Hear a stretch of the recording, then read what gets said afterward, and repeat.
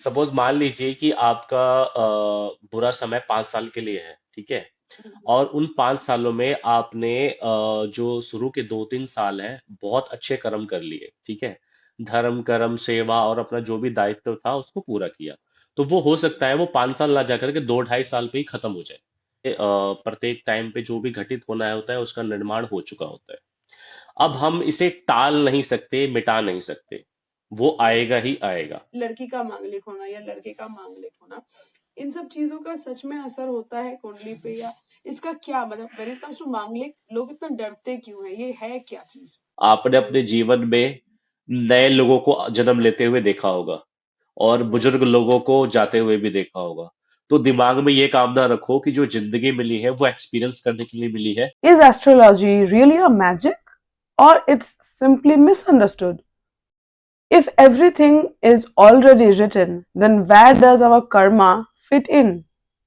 Does your kundli decide your future or it just shows you the road and you are the one to decide where to go? In a world where either people blindly believe astrology or completely dismiss it, is there any other way which is grounded and more scientifically packed to believe in astrology?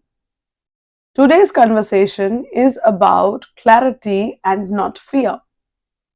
It's about understanding that astrology is not a shortcut to miracles, but a roadmap to help you navigate life in a better way by staying aware, following responsibility, and better decision making. Because what is meant to happen will happen, but how we respond, act, and grow that lies in our own karma. Hello everyone, welcome to Stories with Nabanita. I am Nabanita, your host on this channel, wherein we do uncover chapters of people's life and we do discover the undiscovered. So, if you are new to my channel, then do consider subscribing, as I do come up with interesting videos of founders, authors, and industry leaders. And if you are already a part of my YouTube family, then thank you so very much for your love and support. And that is what is actually works as a fuel for me to come up with new videos every time. Today on my channel, I do have with me Mr. Amrit Dubey, who is the founder of My Janam Kundli. My Janam Kundli is not a brand, but it's a perspective. Amritji believes in helping people living a better life, and through his knowledge in astrology and Vedic astrology to be precise, he wants people understand the fine difference between astrology and magic. He always focuses on giving clarity towards life and helping people live a better life. He acts as a guide, and his guidance is rooted in logic, experience, and accountability.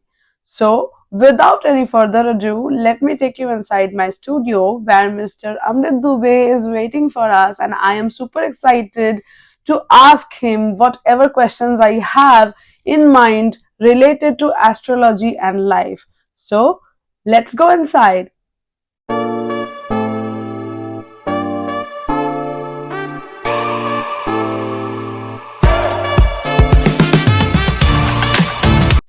Hello, Amrit. Welcome to hello. Stories with Nabanita. Thank you so much for accepting the invitation last minute. I did follow up with you a couple of times, but you did not have time.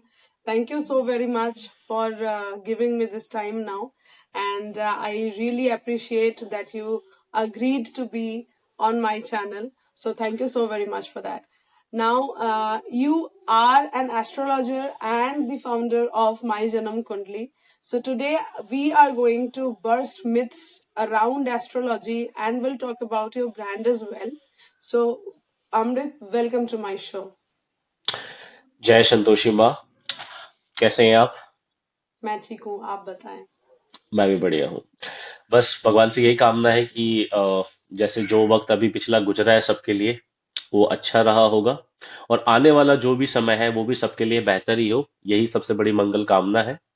हम्म। जी। आप मैं अपने अनुभव से, अभी आपने जैसा कि मुझे परिचय कराया मेरा, तो मैं आपको एक चीज बता देना चाहता हूँ कि माय जन्म कुंडली इज लाइक, ठीक है, मैंने एक नाम, एक यूनिक नाम देने की कोशिश करी है अपने जातकों के लिए, but it is hmm. Not like a brand. मैं ब्रांड बनाने के पर्पस पे माय जन्म कुंडली का विकास नहीं कर रहा हूँ। मैं चाहता हूँ कि इस नाम से लोगों का जो एक रिलेशन है, मतलब एक विश्वास है कि हम्म। एक सच्चा साथ, सच्चा विकास सबका हो, वो हम्म। माध्यम के द्वारा एक नाम दिया सोचा था मैंने, माय जन्म कुंडली। तो माय जन्म कुंडली इज लाइक कि लोगों के दिमाग में बहुत जल्दी क्लिक होता है कि ठीक है, मेरी कुंडली में क्या है, मेरी कुंडली कैसी होनी चाहिए। तो मुझे वो ना एक नाम अच्छा लगा, माय जन्म कुंडली, कि मेरी जो नक्शा है हमारी कुंडली का, हम्म। वो नाम मैंने दिया है, इसीलिए वो नाम मैं ज्यादातर प्रयोग में लेता हूँ। और उसी नाम को यूज करके मैंने एक वेबसाइट भी बनाई है। क्योंकि मैं एक आईटी फील्ड से भी हूँ, तो आपको तो आगे चल के मैं आपको सारे डिटेल्स बताऊंगा ही इसके बारे में। अब मैं आपसे जानना चाहता हूँ कि आज आपने जो मुझे, ठीक है, जैसे मैंने आपको बहुत कम समय दिया, मेरे पास समय निकल ही नहीं पा रहा था, बट आज मैंने जैसे तैसे करके आपके लिए समय निकाला। क्योंकि ये काफी समय से मैं भी सोच रहा था कि अगर मैं अपनी आने वाले वर्ष के लिए कोई अच्छी जानकारी अब सभी जातकों को या दर्शकों को बता सकूं जो उनके भविष्य के लिए बेहतर हो सकती हैं, तो उसका आपने एक मौका दिया, और ये मौका शायद हमें ईश्वर की कृपा से मिला, उसके लिए आपका धन्यवाद। बिल्कुल बिल्कुल।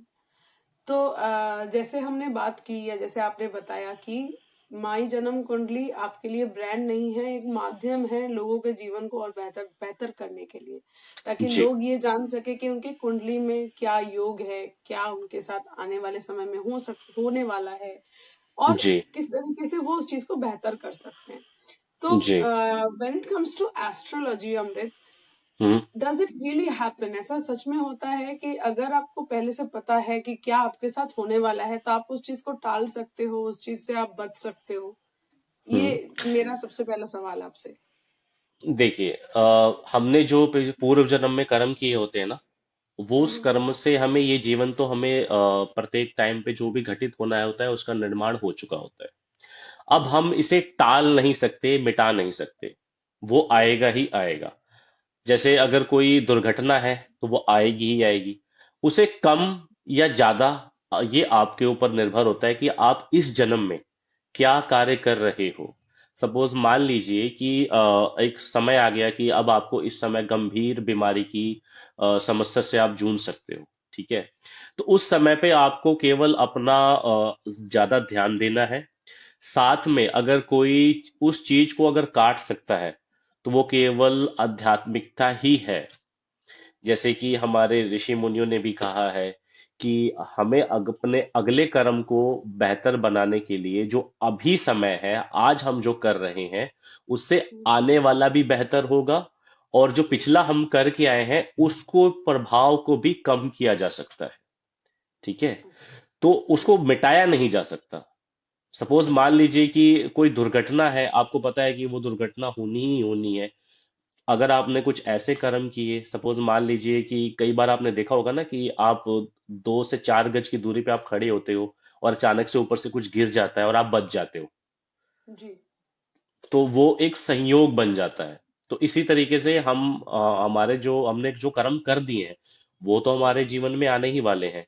अब हम जो अभी कर्म कर रहे हैं, उससे हमारा आने वाला डिसाइड होगा, और जो हमने पिछले कर्म किए हैं उसकी मात्रा कम या ज्यादा होगी, या हमारे ऊपर ही तय करता है। अच्छा, तो जो होना होता है वो होके रहता है, जैसा गीता में भी वो हो गया, बोला उसे गया है। टाल नहीं सकते। जी, तो टालने की कोई संभावना नहीं है, कम ज्यादा वो हमारे कर्मों पे डिपेंड करता है डिपेंड ना। करता है। जैसे ऐसा माना जाता है कि कर्मों की का हिसाब रखा जाता है, अच्छे कर्म बुरे कर्म, अच्छे कर्म बुरे कर्मों को काटते हैं, राइट। तो हम्म। ऐसा भी होता है कि बुरे हम्म। कर्म जो होते हैं उससे अच्छे कर्म कम हो जाते हैं, so it's like a balance happening all the time round the globe round the clock. जी बिल्कुल। सपोज मान लीजिए कि आपका बुरा समय 5 साल के लिए है, ठीक है। और उन 5 सालों में आपने जो शुरू के 2-3 साल हैं बहुत अच्छे कर्म कर लिए, ठीक है। धर्म कर्म सेवा और अपना जो भी दायित्व था उसको पूरा किया। तो वो हो सकता है वो 5 साल ना जाकर के 2-2.5 साल पे ही खत्म हो जाए। क्यों? क्योंकि वो अच्छा। कहीं ना कहीं आप अपने प्रारब्ध के पूर्व जन्म के कर्मों को भी काट रही होते हो। हम्म। और अगर आप अच्छे कर्म में, सपोज मान लीजिए कि दो व्यक्ति हैं। एक व्यक्ति बहुत ज्यादा अपराध कर रहा है, उल्टे काम कर रहा है, बट उसके जीवन में तरक्की हो रही है। और वहीं दूसरा व्यक्ति पूजा पाठ कर रहा है, ध्यान कर रहा है, आध्यात्मिक है, सबकी सेवा कर रहा है, और वो उसे व्याधि रोग और क्या कहते हैं तरह तरह की, मतलब उसे कोई भी बेनिफिट्स नहीं मिल रहे हैं लाइफ के। तो एक समय आया कि उसने क्या पाया कि अचानक से उसको एक जैकपॉट भी लग गया, जो कि 2-3 लाख रुपए का था, मतलब। और वो जो दूसरा था वो मंदिर से उतरते वक्त उसके पैर में कील चुभ गई, ठीक है। तो उसने उसको बोला कि देख, तूने जिंदगी भर मेरे आंखों के सामने 2-3 साल से तू पूजा पाठ करे जा रहा है और तुझे कुछ नहीं मिला। और मुझे देख, मैंने सारे उल्टे काम किए, उसके बावजूद मुझे ये देख 2 लाख रुपए का जैकपॉट मिल गया है, ठीक है। अच्छा। तो उसने उस वक्त तो उसको रिस्पॉन्स नहीं दिया, बट ऊपर देख करके अपने परमात्मा से ये बोला कि ऐसा क्या हो गया कि मैं जब धर्म के मार्ग पे चल रहा हूँ तो मुझे इतनी कठिनाई का सामना करना पड़ रहा है, और वो जो अधर्म के मार्ग पे चल रहा है उसने सारे काम मेरी आंखों के सामने उल्टे किए हैं, उसके बावजूद वो इतना अच्छा आगे बढ़ रहा है लाइफ में। जी। तब निसंदेह उसको एक आकाशवाणी हुई। मतलब अगर मैं एक फैंटेसी के टाइप रूप में मैं आपको समझाने की कोशिश करता हूँ। जी बिल्कुल। ये एक रियलिस्टिक स्टोरी भी है जो कि मैं एक भागवत से उठा रहा हूँ। तो वहां पे क्या हुआ कि भगवान ने उसको ये बताया कि पूर्व जन्म में जो तूने पाप किए थे वो तूने इस 2.5 साल की अवस्था में आकर के, जो कि इस जन्म में 50 साल तक भोगना पड़ सकता था तुझे, तूने इस 2.5 से 5 साल के अंदर वो सारे पाप नष्ट कर लिए हैं, ठीक है। और अब आने वाला समय तेरे बेहतर भविष्य के लिए तेरी प्रतीक्षा कर रहा है। और वही जो व्यक्ति जिसको इस समय जो 2 लाख रुपए की लॉटरी लगी है, आज उसे इस राज्य का राजा बनने का दिन था उसका, ठीक है। अच्छा। परंतु उसने अपने पाप कर्म से उसने सारे पुण्यों को नष्ट कर दिया है, ठीक है। जिसकी वजह से उसे केवल एक 2 लाख रुपए की जैकपॉट ही लगी है। अब तू बस प्रतीक्षा कर अगले 24 घंटे की। 24 घंटे बाद क्या हुआ कि जो व्यक्ति जो पूजा पाठ करता था, राज्य की ओर से एक रानी जो अपनी पुत्रियों के साथ आई हुई थी, उस एक पुत्री ने उसको देखते, उसका स्थायित्व को देखते हुए उसको स्वीकार कर लिया कि मुझे इसी अच्छा। ब्राह्मण से शादी करनी है, क्योंकि ये मैंने इसके बारे में लोगों से सुना है, समझा है। ये नित्य दिन भगवान की सेवा करता है, दूसरों की सहायता करता है, आध्यात्मिक है, और ये बुरे बुरे आचरणों में पड़ने वाला नहीं है, तो मुझे इसी से विवाह करना है, ठीक है। तो अब देखिए उसकी कहानी वहां पलट रही है। और जो दूसरा वाला था जिसने पाप किए थे, पता चला कि उसी राजकोष से जो चोर चुरा करके भागे थे ना पैसा, वो पैसा रास्ते में उसे प्राप्त हुआ था। अब राजा के मंत्रियों ने उसको चोर समझ करके उसे पकड़ कर कारागार में सजा सुना दी। अब उसे कारागार मिल गया और उसे क्या मिल गया? राजपूत। राज्य मिल गया। तो अब देखिए कर्म ने कैसा खेल खेला।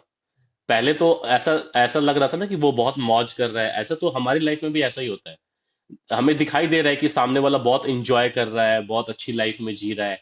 बट आने वाला समय जब जैसे ही उसके पुण्य पूरे समाप्त होते हैं, और कभी कभार ऐसा भी हो जाता है कि वो जीवन काल तक चलता ही रह जाता है। क्यों? क्योंकि उसने पिछले जन्म में इतना कुछ करके आया होता है, उसको मिलना ही नहीं होता है।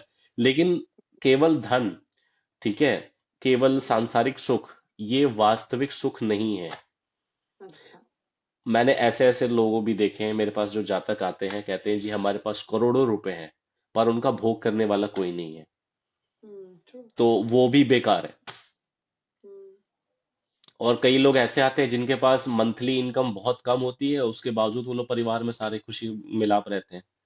हम्म। तो अगर घर के अंदर पिता माता भाई, अगर भाइयों के साथ बनती है, बहनें घर पे आती हैं, हंसी पहल है, चहल पहल है, रिश्तेदारों से बोलना बाला है, तो आज के टाइम में परम सुख है ये। सही बात। और अगर पैसा है, पावर है, सब कुछ है, तनाव है, एक दूसरे से वार्तालाप नहीं होती, कोई किसी से मिलने नहीं जाता है, दूरियां है, एक दूसरे से द्वेष करते हैं, लोग जलते हैं, तो वहां पे फिर उस पैसे का क्या लाभ? वो तो फिर मटेरियलिस्टिक चीजों के पीछे भागना है। हम्म। तो ये जो एक फाइन लाइन है कि सुख किसे बोलते हैं, जैसे किसी को लगता है मेरे पास पैसे आ जाए तो मैं सुखी हूँ, मेरे लिए पैसा ही सुख है। बट किसी को ऐसा लगता है कि नहीं, पैसा नहीं मेरे लिए कुछ मतलब जैसे आपने बोला कि मेरे पास ऐसे जातक भी आते हैं जिनके पास करोड़ों रुपए हैं पर भोगने वाला कोई नहीं है। That hmm. मीन्स उनके पास बच्चे नहीं है या फिर उनका जी। नेक्स्ट जनरेशन वो आगे बढ़ा नहीं सकते। तो हम्म। ऐसा भी तो देखा गया है कि जो गरीब है, जो जिसके खाने की किल्लत है, जिसके पास पैसे नहीं है, उसके घर में 4-4 5-5 बच्चे हैं। और हम्म। वही ऑन द कॉन्ट्ररी अमीर आदमी जिसके पास मतलब रहने के लिए कमरे खाली पड़े हैं, लेकिन वो ट्रीटमेंट पे ट्रीटमेंट, ट्राई पे ट्राई, बच्चा उसको नहीं हो रहा। तो हम्म। ये मतलब इसका भी कोई और मतलब रीजन है जो कि जी, देखिए, इसमें मैं आपको दो चीजें बताना चाहूंगा। जी। पहली तो एक चीज होती है हमारी सिविक सेंस। ठीक हम्म। है। मान लीजिए मेरी फाइनेंशियल आय बहुत कम है। मैं एक मध्यम वर्ग परिवार में काम करता हूँ, और मैं जानता हूँ कि मैं केवल एक या दो पुत्रों को ही पाल पोषण कर सकता हूँ। अब वहां पे मेरे पास इतनी सिविक सेंस नहीं है, और पता चला कि मैंने चार पांच बच्चे कर लिया, मैं उनका बोझ नहीं उठा पा रहा हूँ। पहली चीज तो जी। ये है।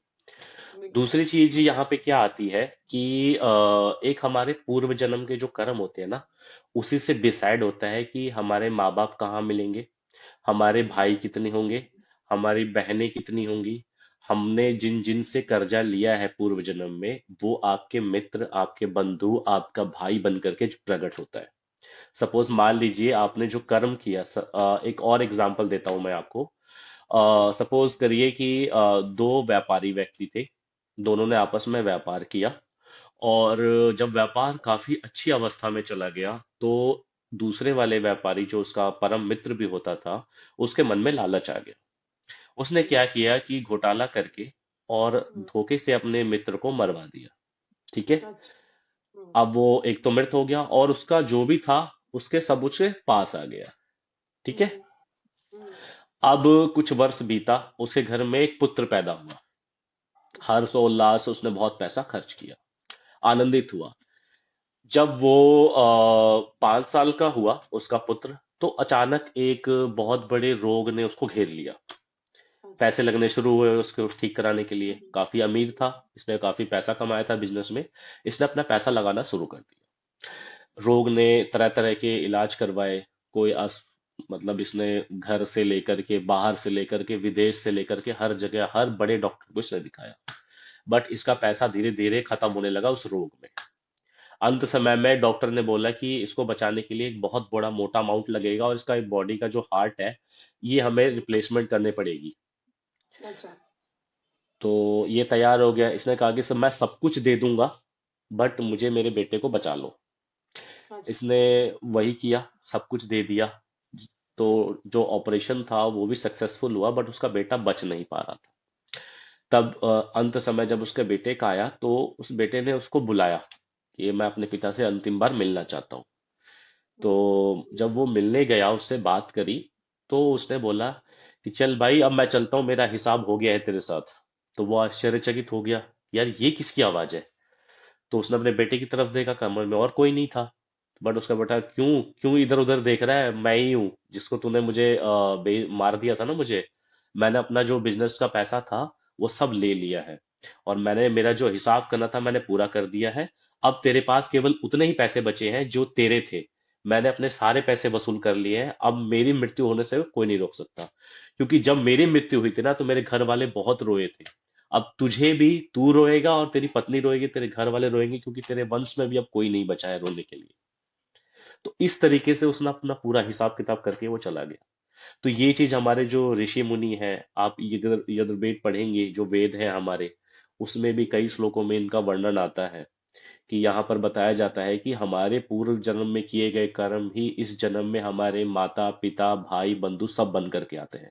आप देखिएगा, अचानक आप चल रही होती है मार्केट में, कोई आपसे टकराता है और अचानक से आपसे भिड़ जाता है। वो क्या है? वो एक पल का वो कर्म है जो आपने उसके साथ किया हुआ है, वो उसी का हिसाब लेने के लिए आपके पास आया होता है। और कई बार क्या होता है, कोई अनजाना व्यक्ति सडनली आपकी सहायता कर देता है। तो वो क्या है? आपने पिछले जन्म में उसके लिए प्रति कोई सेवा भाव करी होगी, इसीलिए वो आपका वो कार्य करके चल देता है। देखिए, इसको साइंटिफिक तरीके से समझने की भी कोशिश करिए कि आपको स्वतंत्र कर्म करने की छूट है। भगवान श्री कृष्ण ने यही कहा है कि मैंने प्रत्येक मनुष्य को स्वतंत्र कर्म करने की छूट दी है। वो चाहे जो फैसला ले सकता है, और वो जो फैसला लेगा उसी से आगे उसका निर्माण होगा। तो जब वो खुद ही कह रहे हैं कि जो वो कर रहा है, तो फिर हम ऐसा क्यों सोचते हैं कि जो हम जो कर रहे हैं नहीं कर रहे हैं वो हमें नहीं मिल रहा है। मतलब कई जो बार किया है व्यक्ति, उसका रिस्पॉन्सिबिलिटी तुम्ही को लेना है, तुम्हारा ही कर्म है, तुमको उसका फल भी तुम्ही को फेस करना है। देखिए, अगर एक पेड़ पे बहुत सारे पके हुए आम है, ठीक है, और हम्म। कच्चे आम भी है, एक जातक आता है, वो उसे तरह तरह तरीके से तोड़ने की कोशिश करता है, ठीक है, हम्म। वो बहुत प्रयास करता है, एक आधा आधा आम टूट जाता है, बाकी वैसे के वैसे सुरक्षित रहते हैं। दूसरा जातक आता है, एक छोटी सी डंडी लेकर आता है, वो फेंकता है, अचानक से हल्की सी हवा चलती है, और जितने भी बड़े भारी आम थे सारे टूट के गिर गए। तो हम्म। ये क्या था? उसने प्रयास भी बहुत ज्यादा किए, फिर भी उसको कुछ हासिल नहीं हुआ। इसने प्रयास भी नहीं किया, फिर भी सब कुछ हासिल हो गया। तो इसे क्या कहेंगे अब? ये वास्तविकता में घटित होता है भाग्य। ये भाग्य क्या है? ये भाग्य वही तो कर्म है। अगर जो हमारे पास जो मिलना है वो मिलेगा ही, जो नहीं मिलना है वो आपको नहीं मिलेगा, चाहे आप कुछ भी कर लो। सही है। सही है। मतलब जो होना है वो होगा, और जो मिलना है वो मिलेगा। मिलेगा। तो बिल्कुल। लेकिन देखिए ये जो कुछ चीजें, बोलते हैं। हम्म। हम्म, कुछ चीजें ऐसे भी होती है ना, कि सपोज मान लीजिए कि हम जो भी काम कर रहे हैं वो एक उस पर्टिकुलर हमारे स्किल्स पे भी डिपेंड करता है।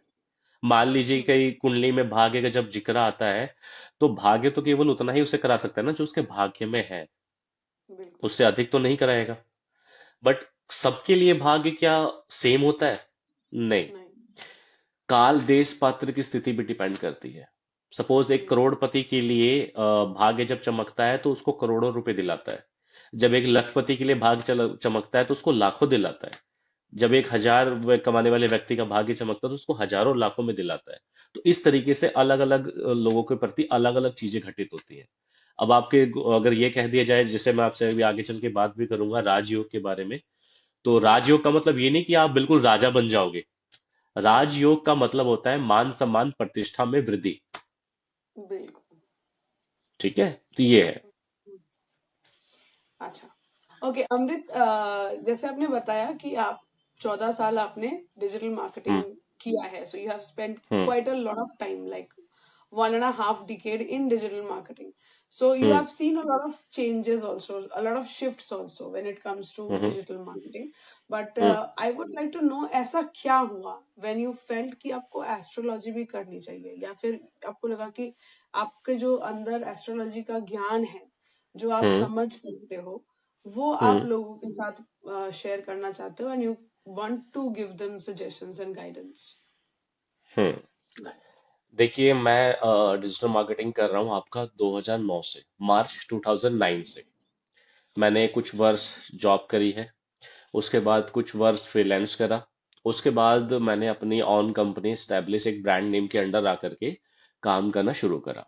और उस ब्रांड नेम को होने में भी 10 साल हो गए हैं ऑलमोस्ट अब। Okay. अब जब मेरे पास, जैसे कि मैंने आपको बताया, शायद मैं अभी बताता हूँ, मैंने शायद इसमें कुछ और भी जानकारी है जो आपको पता होनी चाहिए।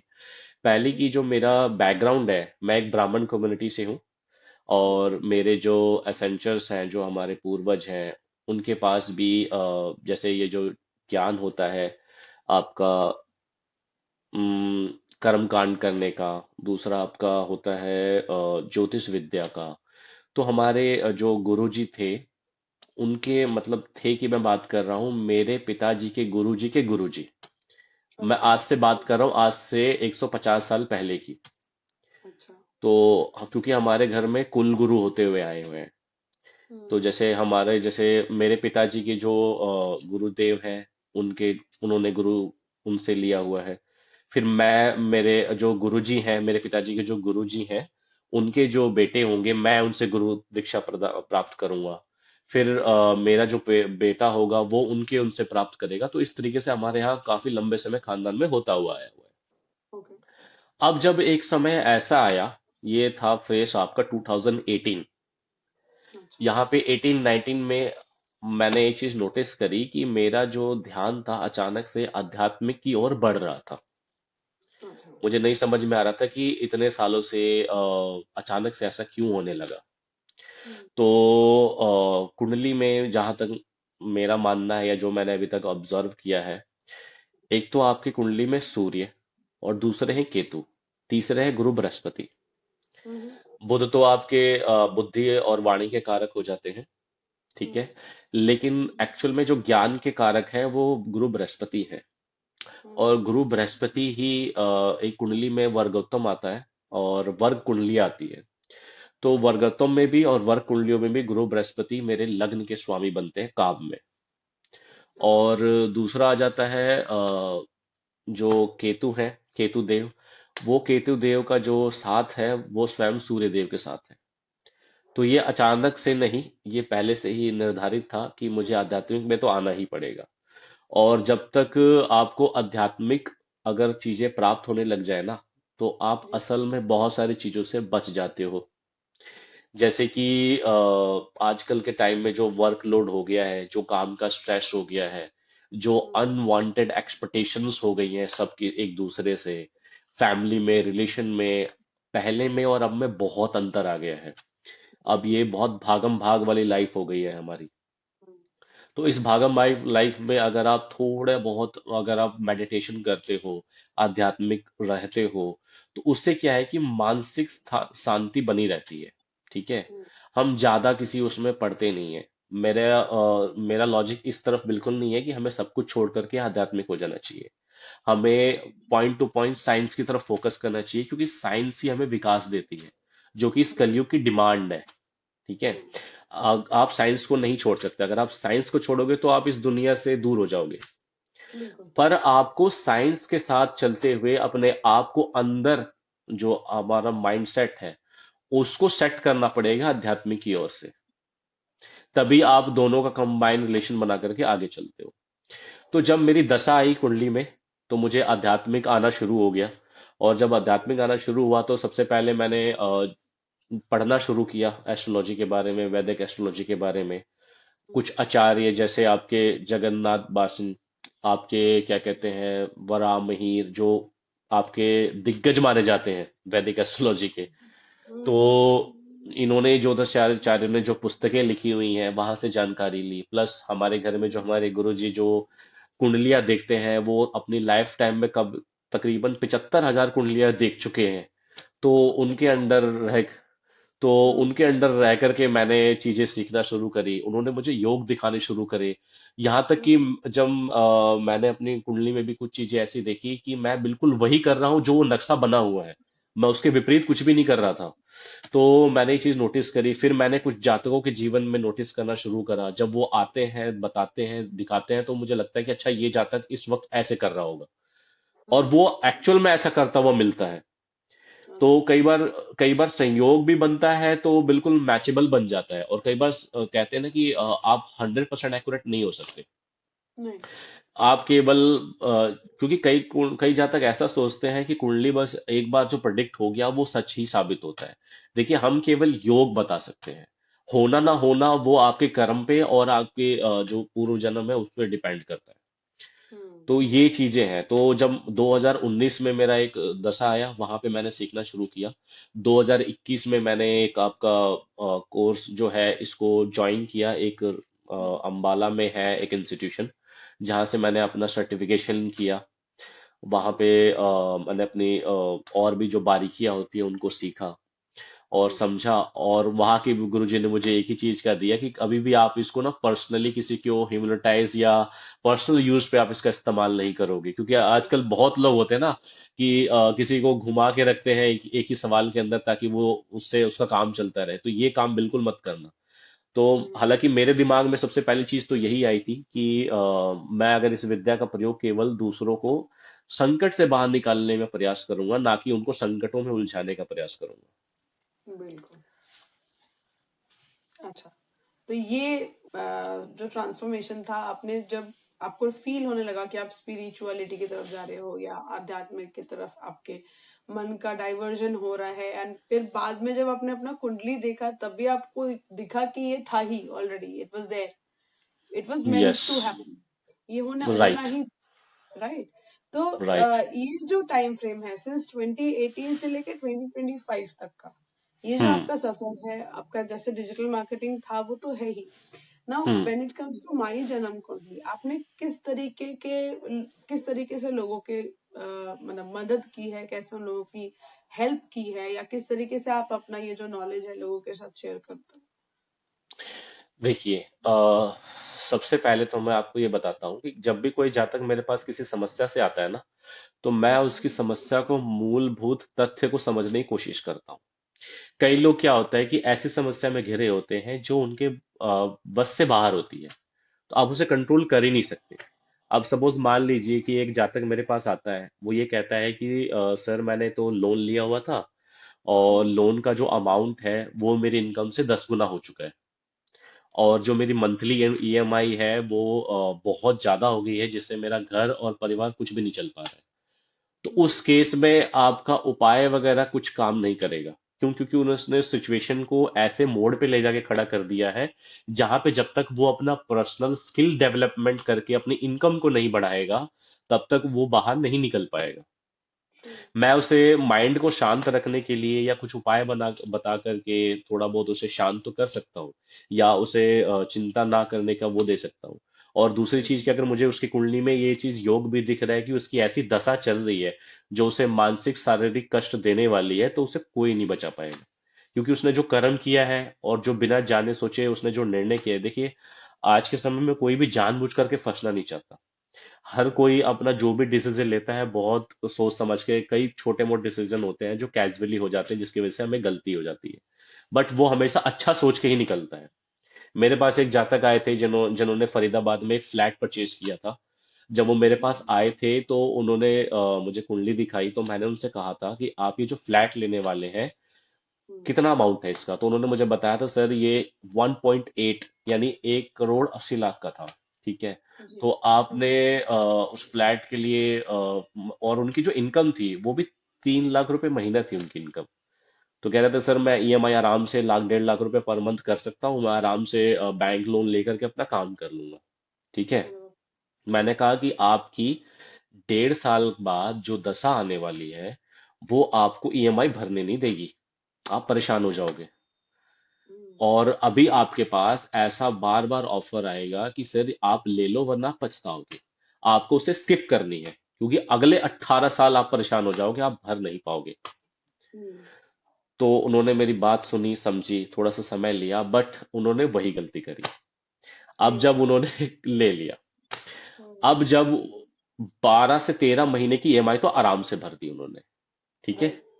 हम्म। अब उसके बाद क्या हुआ कि कंपनी में शिपमेंट की प्रॉब्लम्स आनी शुरू हो गई, उनकी डायरेक्टर से बननी बिगड़नी शुरू हो गई। हम्म। अब क्या हुआ कि वहां पे उनको ऑफर दिया गया, या तो आप जॉब शिफ्ट करो, या तो आपको हमें 2 लाख रुपए पर मंथ पे ही हम इनकम दे सकते हैं आपकी। अरे यार। अब वो फंस गए। अब एक समय ऐसा आया कि उन्होंने ये कह दिया, या तो आप 1 लाख रुपए पर मंथ लो या ये जॉब क्विट करो। अब वो व्यक्ति कहाँ से ईएमआई भरेगा? सब कुछ अच्छा चल रहा था, जॉब चली गई, सब कुछ जीरो हो गया, शून्य हो गया। अब वो व्यक्ति कैसे भरेगा? अब उस केस में वो फ्लैट भी अगर किसी को देगा तो उसे भी कम से कम 6 महीने का टाइम चाहिए, बिकने बिकाने में भी, लेने में भी। तो वही बात है, बिल्कुल। पर्सनल फंस गया। तो यही होता है कि हमें ऐसा लगता है कि हमारे पास बहुत सुनहरा मौका आ रहा है। अब ऐसी सिचुएशन में हम उस जातक को क्या बोल सकते हैं? कुछ भी नहीं कर सकते। एस्ट्रोलॉजी भी कुछ नहीं कर सकती अब यहाँ पे। हमने जब वार्न किया था कि आपके आने वाले समय में ऐसी दुर्दशा, मतलब दुर्दशा तो सॉरी, मैं एक गलत वर्ड प्रयोग कर रहा हूं, ऐसी बुरी दशा आ रही है जो सही नहीं बैठ रही है हमारे हिसाब से। तो अगर आप उस समय कोई ऐसा कार्य करते हो तो वो संकट ही पैदा करती है। सही बात है। सो मैं यहाँ पे एक चीज समझना चाहूंगी आपसे। जब हम कहते हैं हम्म। कुंडली में गणना की जाती है कि कैलकुलेट किया जाता है, जैसे जहां तक मतलब मेरे एकदम नोविस नॉलेज में, मतलब ये मेरे व्यूअर्स के लिए भी एक सवाल उनके मन में भी हो सकता है ऐसा, कि हम कहते हैं कि इस घर में ये प्रॉब्लम है, इस कुंडली के उस घर में इनकी जगह पे ये बैठे हैं, इनकी दृष्टि उन पे पड़ रही है, मतलब ग्रहों की बात हो रही है यहाँ पे। तो हम्म। व्हेन वी टॉक अबाउट कुंडली, तो जैसे पहले के जमाने में होती थी कि कुंडली एस्ट्रोलॉजर्स कैलकुलेट करके अपने हाथों से बना के अपने हाथों से लिख के दिया करते थे, राइट। हम्म। उस समय की कुंडलियां वैसी होती थी। और हम्म। अभी जैसे हम लोग को, अगर हम ऑनलाइन जाते हैं, गूगल करते हैं, there are so many kundli making apps available, websites available, date of birth डालो, लोकेशन डालो, जन्म का स्थान डालो, नाम डालो, हम्म। कुंडली आ जाएगी, जी। राइट? तो इन दोनों में क्या डिफरेंस है? वो जो उस जमाने में की जाती थी, वो जो कुंडलियां होती थी वो सही होती थी, या अभी जो आती है वो सही होती है? हम फर्क कैसे कर सकते हैं, और कौन सा बेटर है जी। According to you? ठीक है, आपने बहुत ही अच्छा सवाल पूछा है और इसका बहुत ही आसान सा जवाब है। देखिए, हम्म, पहले के जमाने में जब आप अपने घर से एक स्थान से दूसरे स्थान पे जाती थी, तो आप हम्म, बैलगाड़ी का प्रयोग करती थी, क्योंकि उस वक्त केवल बैलगाड़ी ही उपयोग में लाई जाती थी एक स्थान से दूसरे स्थान पे जाने के लिए। और आज के समय में आप बाइक लेती हैं, टैक्सी लेती हैं, ट्रेन से चली जाती हैं, ज्यादा डिस्टेंस होती है, प्लेन से चली जाती हैं और ज्यादा डिस्टेंस होती है। तो हम्म, उस वक्त क्या होता था, उस वक्त यही सब प्रयोग में होता था। अब आज के समय में क्या है कि ज्योतिष जो है वो गणना पे डिपेंड होता है। ठीक है, हाँ, जो हमारा पांचांग है, गणना, वो गणना उस वक्त भी वही थी और वो गणना आज भी वही है, कुछ भी बदलाव नहीं हुआ है। जैसे जो काउंटिंग 1 से लेकर 100 तक हो रही है, वो काउंटिंग आज भी 1 से लेकर 100 तक ही हो रही है। जो परफेक्ट। जो ज्योतिष, जैसे हम लोग हैं, हमें भी मैथमेटिक्स सिखाया जाता है जब हमें किसी की मैनुअल कुंडली बनानी होती है अपने हाथ से। ठीक है, हाँ, हाँ, तो हाँ, कोई भी ऐसा एस्ट्रोलॉजर नहीं होगा आज के समय में जो मैथमेटिक्स मतलब नहीं समझ करके कुंडली ना बनाना जानता हो, क्योंकि नवमांस के अंक अलग से मिलते हैं, बने बनाए मिलते हैं, मेहनत लगती है उसको हाथ से बनाने में। बट उस करेक्ट। चीज को अपग्रेड कर दिया है। जैसे आज अब मैं आपको बोलूं कि पहले के टाइम में टाइम बताइए, तो आप सूर्य की परछाई को देख करके लोग कैलकुलेट किया करते थे कि इस वक्त क्या समय हो सकता है। और हम्म, आज हमारे पास घड़ी है, मोबाइल है, तुरंत हम टाइम देख करके बता देते हैं। तो हमारे पास टेक्नोलॉजी का विकास हो गया है।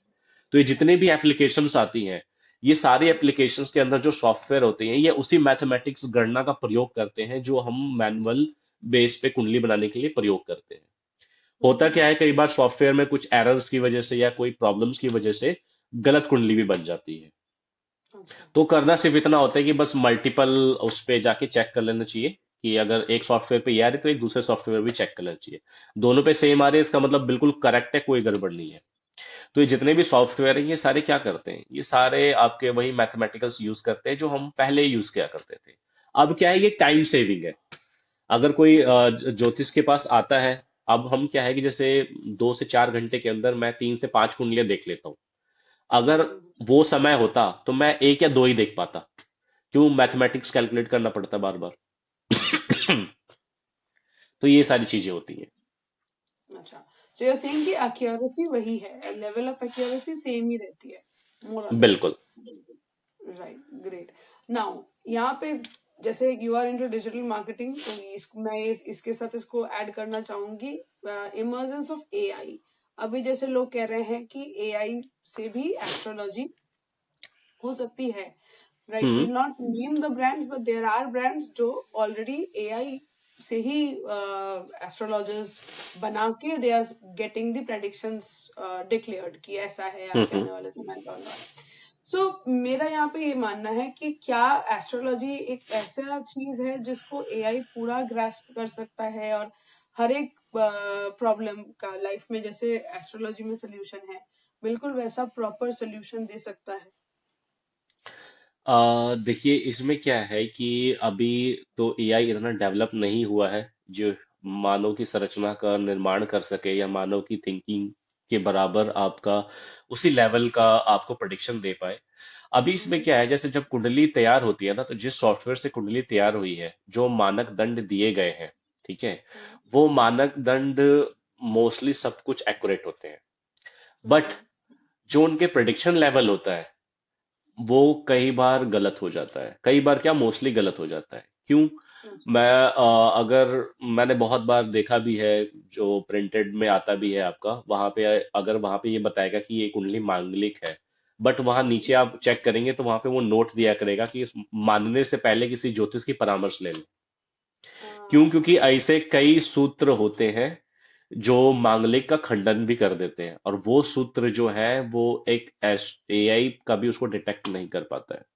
ठीक है, एआई केवल वो देख सकता है कि लग्न किसका है, लग्न के अनुसार उसके मित्र कौन होंगे, उसके शत्रु कौन होंगे, किस किस समय पे कौन कौन सा राजयोग बन रहा है, ठीक है। एक नॉर्मल भविष्यवाणी, मतलब कि ठीक है, इतनी उसकी जो हाव भाव जो ग्रहों की स्थितियों के अनुसार बन जाती है, केवल उसी को वो प्रिडिक्ट कर पाता है, उससे ज्यादा वो कुछ नहीं बता सकता उसमें। अच्छा, ठीक है। नाउ आपने एक वर्ड यूज किया, मांगलिक, राइट? इस पे थोड़ी हम चर्चा करते हैं।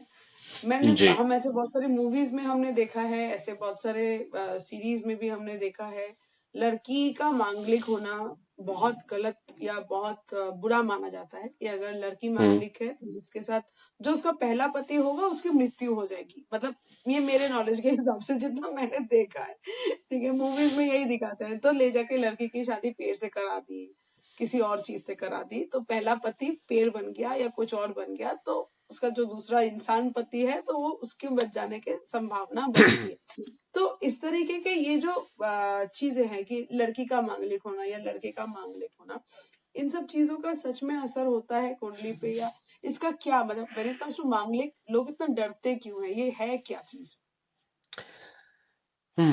बहुत ही गहन प्रश्न आपने पूछा है, और इसका बहुत ही सिंपल सा आंसर है। जी। इसमें देखिए, कोई भी चीज ना आप साइंटिफिकली समझने की कोशिश करिए। कोई भी चीज अगर आप अंधविश्वास पे जाएंगी तो आपको कुछ हासिल नहीं होगा।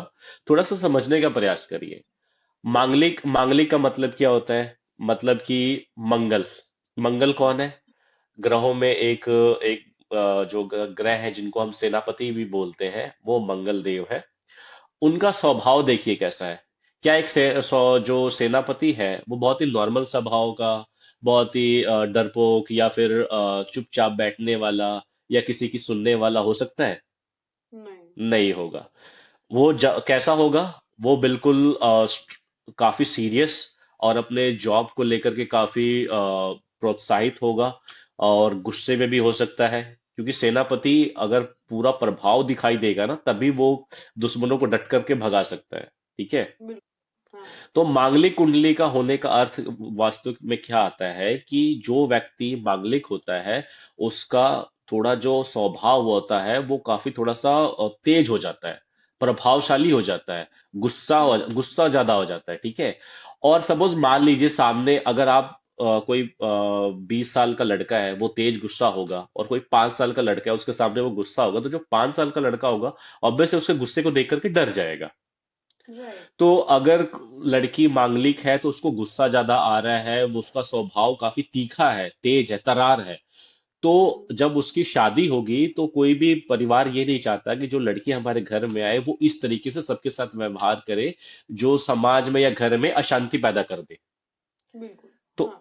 तो इसका क्या उपाय होता है? इसका उपाय ये होता है, सबसे बेहतर उपाय होता है कि हमें इस बराबर टक्कर वाला व्यक्ति मिल जाए, कि अगर उसी कुंडली में भी अगर वो व्यक्ति भी मांगलिक है तो वो भी, उसका स्वभाव भी वैसा ही होगा।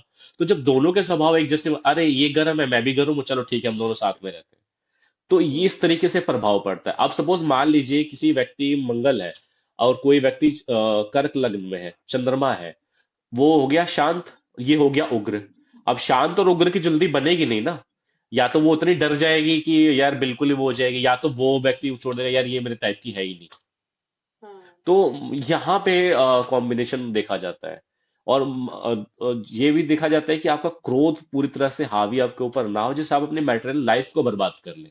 कहते हैं ना कि गुस्से में 1 सेकंड में लिया गया फैसला हमारी जिंदगी को बर्बाद कर देता है, तो वही है। बिल्कुल।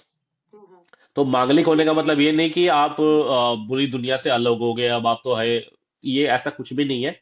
इसको खास इतना सीरियस, अगर मैं आज से 1970 की किताबों की बात करूं जो उसमें मेंशन है, आप हम्म। आप तो काफी उपाय ज्योतिष पता नहीं और बहुत सारी चीजें आ गई हैं। अगर मैं हम्म। वास्तव में मैंने जो प्राचीन पुस्तकें पढ़ी है आपकी, जो वैदिक एस्ट्रोलॉजी की है, मांगलिक को इतना चढ़ा बढ़ा के नहीं बताया गया है। उसमें उसमें बताया गया है कि ये समस्या एक हो सकती है। इसका उपाय भी कुछ इस तरीके से बताया गया है कि व्यक्ति को शांत किया जाता है, ठीक है, अच्छा। उसके व्यवहार में बदलाव लाया जाता है, ना कि उसमें कोई अपराध होता है कि जिससे कि दूसरा व्यक्ति की मृत्यु हो जाएगी, ऐसा कुछ भी नहीं है। मैंने ऐसा कभी किसी भी पुस्तक में पढ़ा नहीं है अभी तक। अच्छा, चलिए। तो ये जैसे आपने कहा कि समान स्वभाव का जीवन साथी ढूंढा जाता है, तो जैसे एक कहावत है कि ऑपोजिट अट्रैक्ट्स, राइट? तो दोनों गुस्से वाले होंगे, अगर दोनों मांगलिक होंगे तो दोनों में टकराने की संभावना नहीं रहेगी। देखिए, टकराने की संभावना रहेगी, बट जैसे हम कहते हैं ना कि गरम गरम को ही पिघला सकता है, ठंडा राइट। ठंडे के साथ ही रह सकता है। तो उसी अच्छा। प्रकार जब अगर एक गर्म और एक बहुत ज्यादा ठंडा होगा ना, तो वो उसके मन में डर स्वभाव बन जाएगा। और जब हम्म। कहते हैं ना कि गुस्से कंट्रोल को अगर एक जगह पे रोका भी जाता है, अगर वो रोका नहीं गया, उसका गुस्सा इतना बढ़ता चला गया कि गुस्से में उसने कुछ ऐसा एक्शन ले लिया जो उसे नहीं लेना चाहिए था, तो सामने वाला पार्टनर तो गया। राइट। तो बस इसको देखा जाता है। अच्छा। So Amrit, as in the beginning we talked about कि आपको मैंने रिक्वेस्ट किया और आपने आज का समय, कीमती समय निकाल के मुझे दिया। सो जी। मेरा ये ऐसा एक थॉट था कि अगर कोई एस्ट्रोलॉजर आ रहा है मेरे चैनल पे तो उनके ऐसे बड़े से तिलक होंगे गेरुआ कलर के, वो गेरुए वस्त्र में आएंगे और उनके ऐसे गले में रुद्राक्ष का माला। तो ये जो लुक्स हो, एक लुक्स इम्पोर्टेंट होता है काम से रिलेटेड। तो you are hmm. Completely different in that hmm. Prospect. So जैसे आपने कहा कि हर चीज साइंस बैक्ड होती है, हम्म। राइट। तो ये जो आपका ये जो साधारण सा एक आप एकदम सामान्य रूप से आप मेरे चैनल पे आए, तो जी। ये भी आपके साइंस बैक्ड किसी थॉट का हिस्सा है? जी। अ, आपने इस चीज को नोटिस किया तो ये बहुत अच्छी चीज है, मैं आपको बताना चाहता हूँ। देखिए, सबसे जो महत्वपूर्ण होता है वो होता है हम्म। ज्ञान। यदि बिल्कुल। सामने वाला व्यक्ति ज्ञानी है और आपको हम्म। कोई ज्ञान के द्वारा आपको कोई दिशा दिखाने का प्रयास करता है, या उसके हम्म। ज्ञान में आपको कोई ऐसी आशा झलकती है जिससे आपको लगता है कि हाँ, ये एक पॉजिटिव साइन है, तो हम्म। वो ज्ञान किसी भी रूप में प्राप्त किया जा सकता है। उसके लिए सामने वाले व्यक्ति का किसी भी दिखावा या पहनावे से मान्यता नहीं होती है। पहली हम्म। चीज कि मैं जैसे पूजा पाठ, आध्यात्मिकता, हमारा एस्ट्रोलॉजी या जो भी है, हम जैसे हैं आज के दौर में, हम उस दौर में रहकर भी उस चीज को अपना सकते हैं और उस चीज में चल सकते हैं। मेरा हम्म। ये जो पहनावा होता जो आपने मुझे कहा, ठीक है, वो पहनावा भी जरूरी है, बट वो केवल किसी खास जगह पे आवश्यकता पड़ती है। सपोज मान लीजिए कि मैं किसी धार्मिक अनुष्ठान में बैठा हुआ हूँ, तो वहां पर मैं ये पहनावा पहन के नहीं बैठ सकता। वहां पे बिल्कुल। आवश्यकता है मुझे वही चीज करने की। हम्म। जैसे मैं किसी क्या कहते हैं जातक के पास बैठा हुआ हूँ, तो वहां भी मुझे इस पहनावे की आवश्यकता है, या कोई ऐसा खास पहनावा नहीं कर सकता मैं। तो अगर कई जातक मुझसे मुझसे मिलने के बाद जब मुझसे वो बातें करते हैं, तब उन्हें समझ में आता है कि यस, मैं जो है वो एस्ट्रोलॉजी में केवल उनको एक छोटा मोटा कंसल्टेशन नहीं देता हूँ, मैं प्रॉपर काउंसलिंग करता हूँ कि वो किस तरीके से उस चीज में फंसे हुए हैं और वो वहां से कैसे बाहर निकल सकते हैं। निकल। हम्म। ठीक है, मैं उनको कंसल्ट करता हूँ काल देश पात्र की स्थिति के अनुसार, ताकि वो अपने डिसीजन ले सके, क्योंकि वो हम्म। डिसीजन लेंगे, कोई चेंज लाएंगे, तभी कुछ हो पाएगा। अगर आप ये बिल्कुल। सोचो, अगर मैं आपको ये कह दूं कि आपकी कुंडली में बहुत बड़ा धन योग है, अब आप निश्चिंत हो जाओ और अब आप जाकर के सो जाओ और कुछ काम मत करो, आपने अपना काम छोड़ दिया, तो मेरे मुझे तो बता दिया पंडित जी ने, मेरा तो राजयोग है, आ जाएगा, तो वो कुछ नहीं हाँ। आने वाला है, वो जब आएगा तो वो जीरो हो जाएगा। क्यों? क्योंकि हम्म। आपने जो कर्म करना है वो छोड़ ही दिया। ठीक है, राइट। आप जो करोगे वो तो आपको जो पहले जो कर चुके हो वो तो मिलेगा मिलेगा, प्लस जो कर रहे हो उसको भी तो आपको फ्यूल देना होता है ना। कार तो तभी बिल्कुल। चलेगी जब आप रेगुलर बेसिस पे उसको फ्यूल देते रहोगे। Right, right, right. तो मेरा मानना यही है कि हम्म। लुक से ज्यादा हमारे जो वाणी है, हमारा जो ज्ञान है, उस पे ज्यादा ध्यान केंद्रित करना चाहिए। बिल्कुल, बिल्कुल। ऑन दिस नोट, जैसे आपने ज्ञान की बात की, when it comes to astrology there is a lot of myths associated with astrology कि लोगों के बहुत सारे मन में दुविधाएं होती हैं या फिर वो अलग-अलग तरीके से एस्ट्रोलॉजी को समझने की कोशिश करते हैं। तो what is according to you is the biggest misconception when it comes to astrology? जी। देखिए, आजकल ऑनलाइन का जमाना है, ठीक है। बिल्कुल। आजकल पॉडकास्ट हो रहे हैं, जैसे हम मैं आपके साथ भी कर रहा हूँ। अभी। जी। टेलीविजन है। हाँ, हाँ। पहले तो न्यूज़पेपर वगैरह में ज्यादा इन्फॉर्मेशन प्राप्त होती थी हमें, बट हाँ आजकल यूट्यूब से, सोशल मीडिया चैनलों से, पॉडकास्ट के द्वारा ज्यादा हमें इंफॉर्मेशन प्राप्त होती है। अब देखिए एब्सोल्युटली। वहां पे जो हमारे मित्र एस्ट्रोलॉजर्स होते हैं, वो जो हम्म ज्ञान देते हैं वो कई हम्म मायनों में पूरी तरह से सत्य होता है। बट हम्म जब तक, कहते हैं ना कि हर चीज का एक सही समय, सही हम्म स्थान और सही गति होती है, तभी वो हम्म आपको चीजों पे काम करती है, वरना नहीं करती है। अब आपने ये तो सुन लिया कि जो व्यक्ति अपने घर में चावल को एकत्रित करके अगर रखता है, तो उसके घर में धान्य बना रहता है, तो लक्ष्मी आती है, काम बनता है। आपने ये चीज तो समझ लिया, ठीक है। हम्म, अब कोई व्यक्ति सुबह का नाश्ता ही करने के लिए उसे पैसों का जुगाड़ करना पड़ता है, वो कहाँ से अपने घर में अर्जित करके रखेगा? सही बात ठीक है। तो क्या उसके, वो नहीं चाहता कि उसके घर में धन आए, उसके घर में लक्ष्मी का प्रवेश हो। है। ठीक है। तो अब होता क्या है कि देखिए, सब कुछ डिपेंड करता है कि आप क्या इस जन्म में कर रहे हो। ठीक है। आपकी भौगोलिक स्थिति कैसी है, आपकी मानसिक स्थिति कैसी है, आप किस समाज में रह रहे हो, या किस, कहाँ आपका ऑरा है। हमारा जैसा ऑरा होता है, हमारी जैसी स्किल्स होती हैं, हमारी जैसी जैसे हमारे पूर्वज कहा करते थे कि आपके पास जितना ज्ञान होगा ना, उतना ही हम्म आपका विकास हो सकता है। कम ज्ञान कम विकास। तो ये जो हमारे क्या कहते हैं, जो लोग कम शिक्षित हैं, जो अपना अच्छा या बुरा नहीं समझ पाते, उनको चलाने के लिए जो उनके ऊपर वाले लोग होते हैं, तो इसी तरीके से सबके लिए अलग अलग चीजें मायने करती हैं। कोई भी व्यक्ति अगर मान लीजिए कोई व्यक्ति ग्रेजुएशन तक ही पढ़ा है, ठीक है, हम्म, उसने कोई स्किल्स ऐड नहीं करी है, तो वो व्यक्ति को आज के समय में कोई भी साधारण जॉब नहीं मिल सकती। अच्छा। अगर अब ये देख लिया जाए कि कुछ कुंडली में योग तो आ चुका है, चलो उसे हम्म छोटी मोटी नौकरी मिल भी जाती है, बट क्या वो अपने लेवल को उस लेवल तक ले जा सकता है कि जहां वो उस नौकरी से 2 से 4 लाख रुपए पर मंथ अर्न कर सके? नहीं कर पाएगा। हम्म मानता उसे कुंडली में राजयोग आ गया, उसने कोई ऐसा बिजनेस कर दिया, तो वो बिजनेस में जो उसका माइंडसेट है ना, कई लोग ऐसे होते हैं जो कम पढ़े लिखे होते हैं, बट उसका बिजनेस में ऐसा माइंडसेट चल रहा होता है जिससे वो करोड़ों रुपए छाप रहा होता है। तो बिल्कुल। ये भी क्या है, ये सारी स्किल्स है, माइंडसेट है, कि हमारा माइंडसेट हमसे क्या करवा रहा है। जैसे होता है ना कि कहाँ पे वो अवसर है, उस अवसर का प्रयोग करके हम दूसरे लोगों की जिंदगी में अपना योगदान दे रहे होते हैं। सपोज मान हम्म लीजिए कि मार्केट में तो बहुत सारे ऐसे प्रोडक्ट्स अवेलेबल हैं जो सबको इस दाम पे उपलब्ध हो जाते हैं, बट कोई ऐसा इनोवेशन लेकर के आता है कोई पर्सन, जो उससे कम रेट में बेहतर तरीके से सबको उपलब्ध करा देता है, तो हम्म ऑब्वियस सी बात है उसका तो काम चलेगा ही चलेगा। बिल्कुल।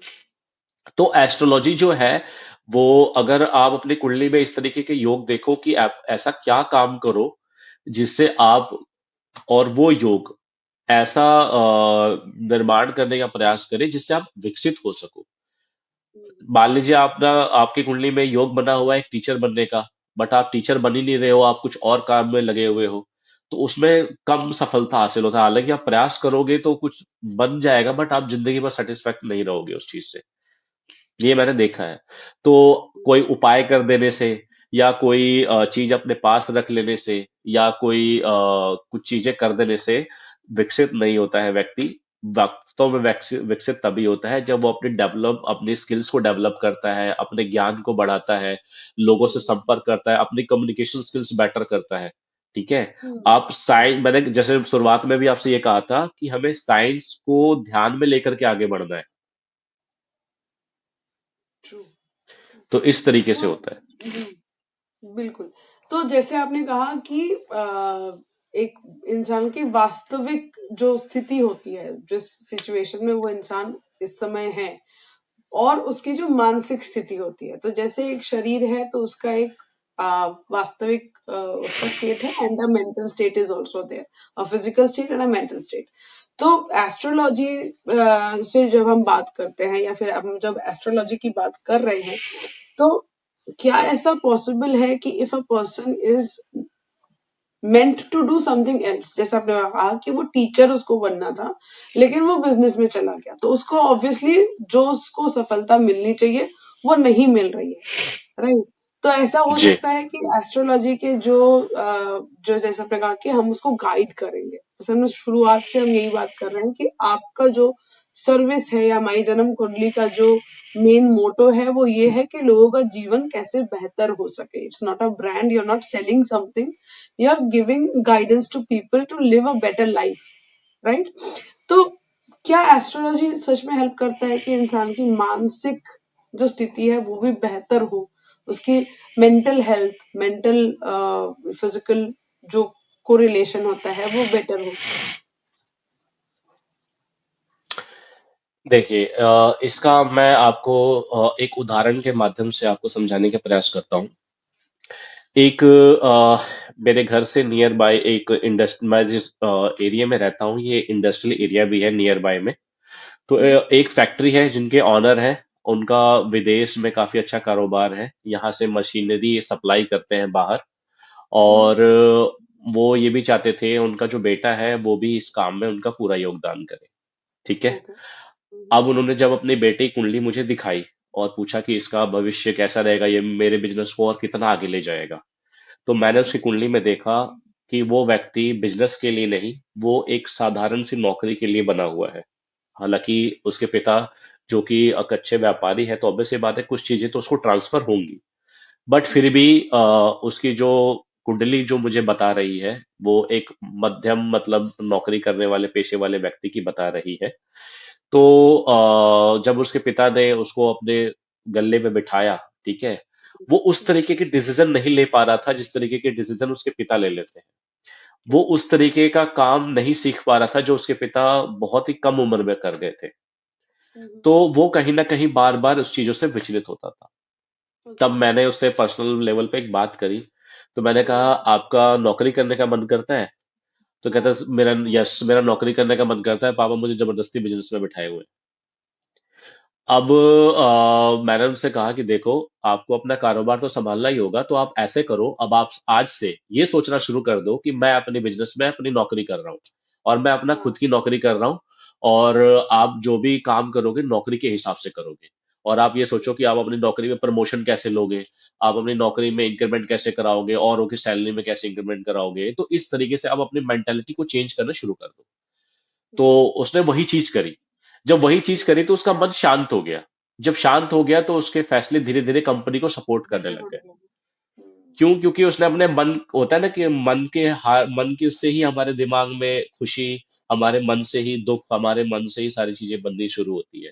तो जब वो चीज उसको बननी शुरू होगी तो उसको उसी चीज में रास आने लग गया जो उस चीज में उसको मजा नहीं आता था।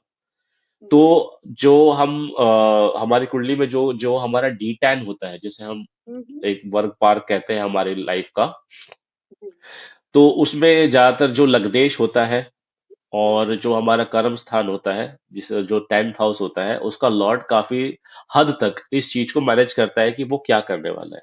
हालांकि ये बताने के लिए कि ये व्यक्ति बिजनेस ही करेगा, ये व्यक्ति नौकरी ही करेगा या नौकरी में ही रहेगा, उसके काफी योग होते हैं अलग अलग।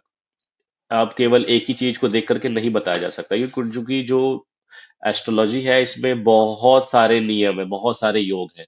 जो मैं तो अपने आप को मानता हूँ कि मैं 7 साल से कर रहा हूँ और मैं अभी इसका स्टूडेंट हूँ और ना जाने जीवन काल तक मैं इसका स्टूडेंट ही बना रहूंगा। क्योंकि मेरे पास इतनी सक्षमता नहीं है कि जो हमारे आचार्यों ने, हमारे ऋषि मुनियों ने जो भी ज्ञान ग्रहण किया है उससे ग्रहण करने की शक्ति मुझ में है ही नहीं।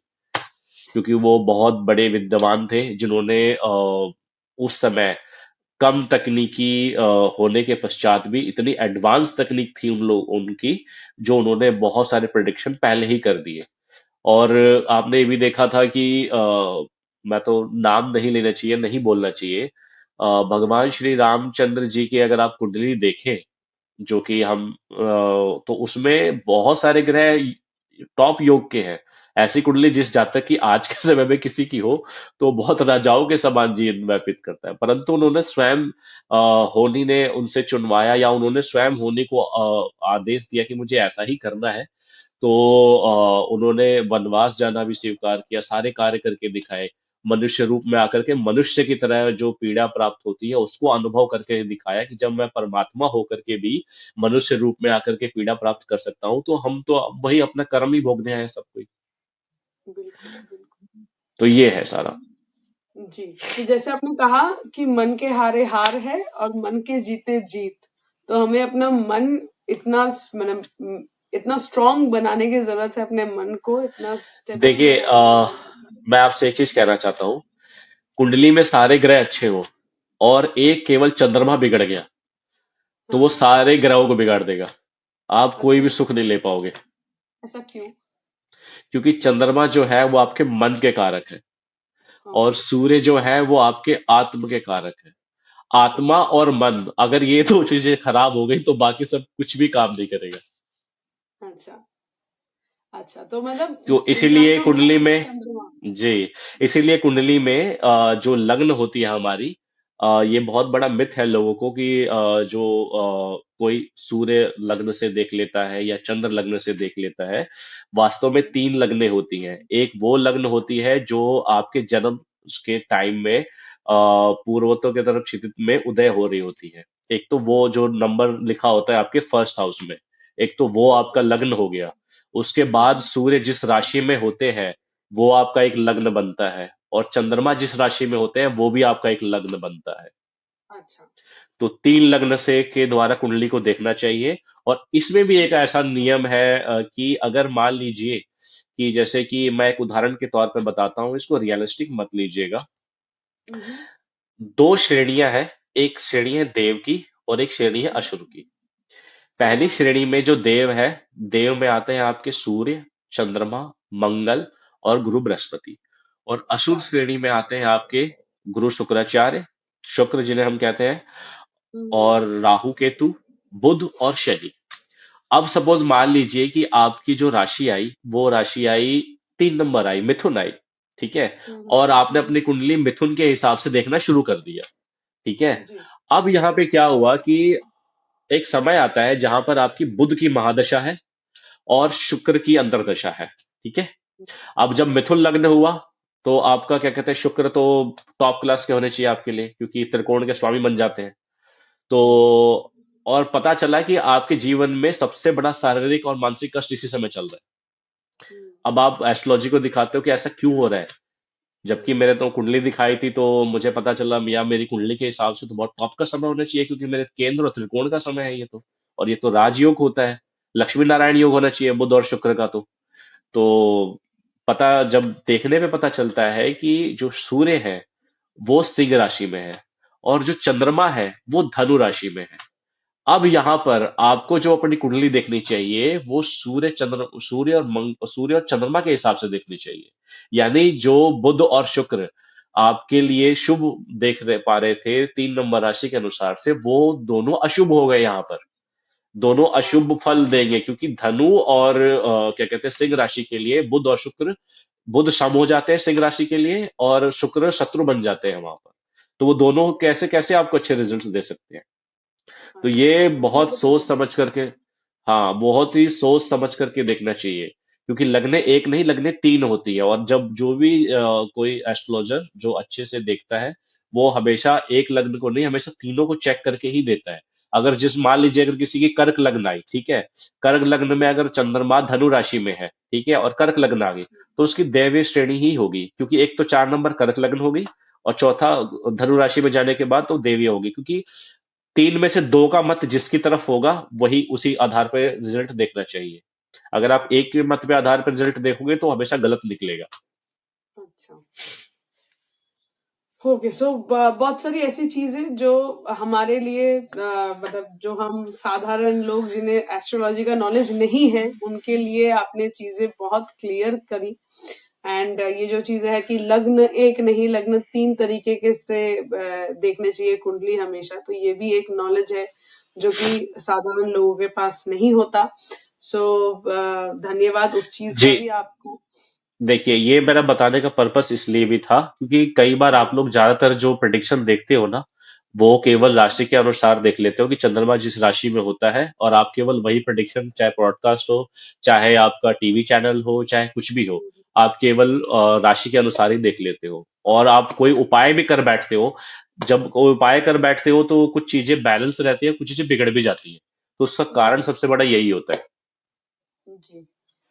ओके, तो ये सारी चीजें हैं जो लोग बेसिक चीजें बिल्कुल ही एक सामान्य स्तर की चीजें हैं, जो बेसिक चीजें होती हैं व्हेन इट कम्स टू कि कुंडली का कैसे एनालिसिस होना चाहिए। एंड एज यू सेड कि ये पूरा साइंटिफिक एक कैलकुलेशन होता है जिसके ऊपर बेस करके कुंडली बनती है, एंड उसके बाद फिर उस कुंडली के बेसिस पे हम जीवन में उतार चढ़ाव, सही गलत, इन सब चीजों का हम कैलकुलेशन कर सकते हैं, या उन चीजों का हम नॉलेज एक्वायर कर सकते हैं, या हमें पता चल देखिए, सकता है। इसमें मैं आपको एक चीज और बताना चाहूंगा, जो जी। अगर आपको ये पता है तो आप इसको सही तरीके से समझ जाएगी। जो वैदिक एस्ट्रोलॉजी है वो एक हम्म, साइंटिफिक डिसीजन है, ठीक है। साइंटिफिक डिसीजन क्या है कि जो भी हमारी आकाश गंगा में या हमारे सोलर सिस्टम में घटित हो रहा है उसको एक, जब जैसे मान लीजिए सर्दी का समय है, ठीक है, सुबह के 11 बजे हुए हैं, बहुत तेज ठंड है, और इस समय हम्म, अचानक से सूर्योदय हो जाए, मतलब सूर्य जो बादलों में छिपे हुए थे वो बाहर आ जाए और उनके जो प्रकाश है वो आपके ऊपर पड़े, तो आपको उस वक्त कैसा लगेगा? उस वक्त आपको बहुत अच्छा लगेगा। लेकिन यही सूर्य अगर जून का महीना हो और आप 2 बज रहे हो और अचानक से आप छत पे जाए और वो बिल्कुल रोशनी आपके ऊपर पड़ जाए, तो आपको कैसा लगेगा? बुरा। बुरा लगेगा। क्यों लगेगा? क्योंकि समय, जो काल है वो परिवर्तित हो गया। सूर्य तो वही है, उनका एक प्रकाश अमृत का काम कर रहा है और वही प्रकाश आपको दिक्कत का काम कर रहा है, ठीक है। अब एस्ट्रोलॉजी से रिलेटेड कैसे है ये? देखिए, सूर्य आपकी कुंडली में ऐसी स्थिति में थे, जब उन्होंने अपना प्रकाश आपको दिया, तो उस वक्त क्या कहते हैं, शरद ऋतु थी। और जैसे मैंने बताया, ठंड के समय में यदि गरम गरम धूप आपके शरीर में पड़े तो आपको बहुत अच्छा लगेगा, ठीक है। तो वो आपका बेस्ट टाइम था जो सूर्य की स्थिति के अनुसार आपको प्राप्त हुआ। वही टाइम जब आपका जून का था, जब उनकी अशुभ स्थिति में थे वो, या ऐसी राशि या ऐसे चक्र में वो थे, जब उनका प्रकाश आपके ऊपर पड़ा तो आपको गर्मी अनुभूति हुई और आपको अनकंफर्टेबल कर दिया पूरी तरह से। तो ये भी एक स्थिति ही है। तो जो वैदिक एस्ट्रोलॉजी है वो यही तो बता रही है आप लोगों को कि कब किस समय पे कैसे कोई चीज जो अच्छी दिख रही है, वो जरूरी नहीं कि वो दूसरे के लिए भी अच्छी हो। ट्रू।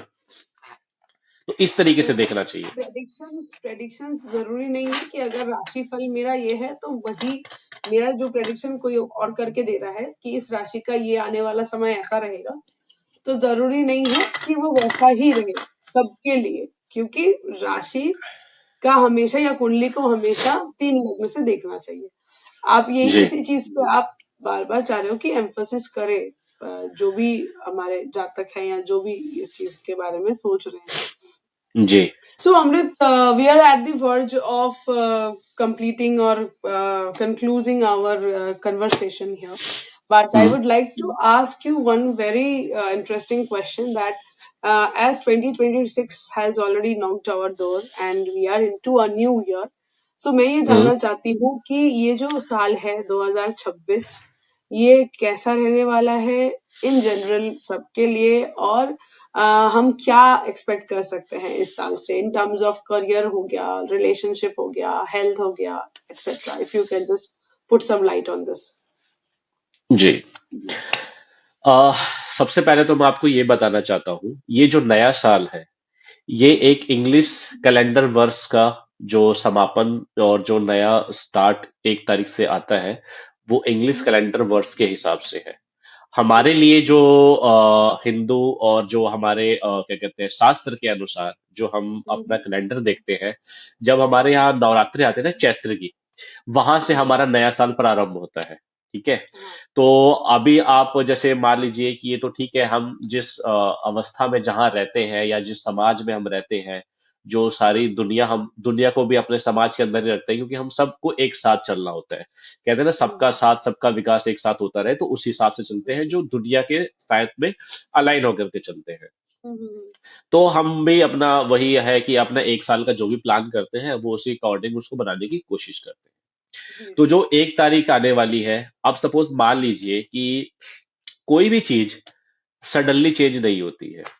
जब आप खुद में और अपनी स्किल्स में या अपने अंदर जो भी आप आज से जो बदलाव डालना शुरू करते हो, जैसे कहते हैं ना, जब स्टेयर पे चढ़ने के लिए स्टेप बाय स्टेप आप चढ़ना शुरू करते हो तो आपके जीवन में बदलाव आना प्रारंभ हो जाता है। तो कैलेंडर चेंज करने से या दिन चेंज हो जाने से जीवन में बदलाव नहीं आते। बदलाव तो आपके मानसिक स्थिति पर डिपेंड करता है कि अब कब क्या आप डिसीजन लेते हो, या किस अवस्था में आप रह करके डिसीजन लेते हो, किन लोगों के बीच में रह करके, या क्या आपने गोल्स बना रखे हैं और उन गोल्स के जो टास्क को आप कंप्लीट करने का एक ड्यूरेशन सेट किया हुआ है, उसको अचीव कर लेने की स्थिति को कहते हैं बदलाव। तो अगर आपने ठीक है, कई बार क्या होता है कि जैसे हम घर से निकले और हम 10 मिनट तक बस स्टैंड पे खड़े हैं, बट कोई बस नहीं आती और हमारा काम छूट जाता है, लेट हो जाता है उस दिन। बट किसी दिन हम पहले निकलते हैं और जैसे ही बस स्टैंड पे जाने की कोशिश करते हैं तो अचानक से बस आगे खड़ी हो जाती है और आप टाइम से पहुंच जाते हो। ठीक है। हाँ। तो सहयोग तो ऐसा कभी कभार अच्छा बन जाता है, ठीक है, बट सहयोग हर बार नहीं बनेगा, आपको ही मेहनत करनी पड़ती है। तो जो आने वाला साल है वो सबके लिए बेहतर तभी होगा जब वो अपने जीवन में खुद से जो बदलाव लाने की कोशिश करेंगे ना, उससे बदलाव आएगा। और उन्हें जो अपनी कुंडली के हिसाब से जो भी डिसीजन लेने हैं, वो अपने ग्रहों की स्थितियों के अनुसार ले। किसी की अच्छी दशा चल रही है तो वो पैसे ज्यादा इन्वेस्ट कर सकता है, रिस्क ज्यादा ले सकता है, अपना जो भी अचीव करने के लिए जो ज्यादा एफर्ट्स डालने वो कर सकता है। किसी की बुरी दशा चल रही है तो बुरी दशा में उसको क्या करना चाहिए, उसको संभल के रहना चाहिए, उसको कम इन्वेस्टमेंट करना चाहिए, सोच समझ करके पैसे इन्वेस्ट करने चाहिए। किसी को कोई निर्णय लेने से पहले 2-3 बार सोच करके किसी विशेषज्ञ की राय लेकर के डिसीजन लेनी चाहिए। तो ये सब चीजें देखनी चाहिए। जो हम डिसीजन लेते हैं ना, उसी से हमारा नया साल जो आने वाला फ्यूचर होता है वही डिसाइडेड हो जाता है कि वो अच्छा जाएगा कि बुरा जाएगा। अब सपोज मान लीजिए कि आपको बहुत अच्छा प्लान लग रहा है, ठीक है, आपने उसमें इन्वेस्ट करना है, सब कुछ ठीक लग रहा है, बट जैसे आपने इन्वेस्ट किया उसके 2 हफ्ते बाद पता चला कि वो प्लान ही कोलैप्स कर गया, तो उसमें आपकी गलती होगी या किसकी गलती होगी? तो इसी तरीके से उसी की गलती होगी। जी, तो हाँ। वही है, मेरे मेरे कहने का लॉजिक ये है कि नया साल आ रहा है, ठीक है, आपके मन में ये जरूर एक एक्साइटमेंट होनी चाहिए कि मैंने इस साल जो भी किया है, इस साल से मुझे बेहतर अगले साल में क्या ऐसा करना है। जब आप अपनी मानसिक स्थिति में सुधार लाओगे और अपनी चीजों में इम्प्रोवाइज लाओगे तो नेक्स्ट ईयर भी बेहतर हो जाएगा, तो वो ऑटोमेटिकली अच्छा हो जाएगा। और कोई भी साल किसी के लिए, सबके लिए स्पेसिफिक सिमिलर नहीं होता। हाँ, कुछ जैसे होता है ना कि चांसेस मिलने के चांसेस ज्यादा बन जाते हैं, ठीक है, वो थोड़ा सा 26 तो फिर भी ठीक है, 27 थोड़ा पैनिक है, 27 और 28, लेकिन 26 ठीक है, 25 से तो बेहतर ही रहेगा सबके लिए। लेकिन ट्रू। लेकिन वही है कि मैं अगर सबके लिए बोलूं तो थोड़ा सा ठीक नहीं होता। ठीक है, एक जनरल प्रेडिक्शन दी जाती है कि ठीक है ऐसा है वैसा है, वो केवल ग्रहों के गोचर पर डिपेंड करता है। और ग्रहों के गोचर में सबसे ज्यादा जो गोचर देखा जाता है वो गुरु बृहस्पति का गोचर देखा जाता है, शनि देव का गोचर देखा जाता है, और राहु और केतु का गोचर देखा जाता है। और इनमें भी सुख सुख के लिए गुरु बृहस्पति और दुख के लिए शनि का गोचर देखा जाता है। तो शनि का गोचर तो फिलहाल अभी आपके भाग्य में चल रहा है, तो अभी क्या कहते हैं, आपका मीन राशि में चल रहा है, तो ठीक है, पहले के मुकाबले बेहतर सिचुएशन ही दिख रही है। और रही बात राहु केतु देव की भी, तो वो भी कुछ समय पश्चात आपके केंद्र में ही आ जाने वाले हैं, क्योंकि वो हमेशा उल्टा चलते हैं। तो पहले जब वो 3 नंबर से 2 पे आए, 2 से 1 पे जाएंगे, तो ऐसे करके वो लोग गोचर करते हैं। और रही बात गुरु बृहस्पति की, तो गुरु बृहस्पति अभी मिथुन गोचर कर रहे हैं, और इसके बाद पश्चात वो कर्क में गोचर कर जाएंगे। जब कर्क में गोचर करेंगे तो अपनी उच्च राशि में रहेंगे, तो ऑब्वियसली बात है जब वो अपनी उच्च राशि में है और सुख का कारक है, तो वृद्धि तो होनी ही होनी है। तो इसी तरीके से जनरल प्रेडिक्शन दी जाती है। और बाकी अगर आपको केवल सेल्फ के लिए प्रेडिक्शन चाहिए तो उसके लिए आपको अपनी कुंडली का पता होना बहुत जरूरी होता है। तो उससे ही आप एक्यूरेट प्रेडिक्शन निकाल सकते हो कि आपके लिए कितना बेहतर हो सकता है।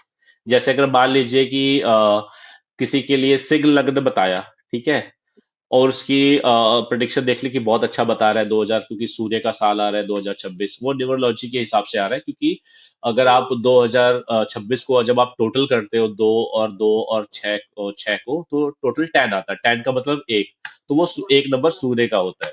तो उस हिसाब से देखा जाए तो ये तो सूर्य का साल है हमारा, बहुत अच्छा जाएगा। बट अगर सूर्य के सिंह लग्न की कुंडली है और सूर्य आपका क्या कहते हैं धनु में है, ठीक है, और चंद्रमा भी आपके मेष या किसी क्या कहते हैं देव श्रेणी वाली राशि में है, तो उसकी तो सिंह सिंह ही मानी जाएगी लग्न कुंडली।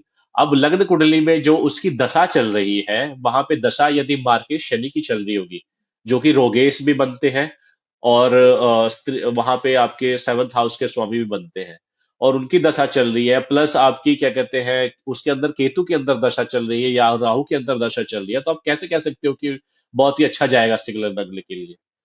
राइट। तो इस तरीके से एक्यूरेसी देखी जाती है। Okay okay. हालांकि मैं ये कामना जरूर करूंगा कि सबके लिए बहुत ही मंगलमय रहे, सब अच्छे से डिसीजन ले और सबका विकास हो सके और सब आगे बढ़े। बिल्कुल बिल्कुल। Okay, so on that note, Amrit, thank you so much for giving your valuable time.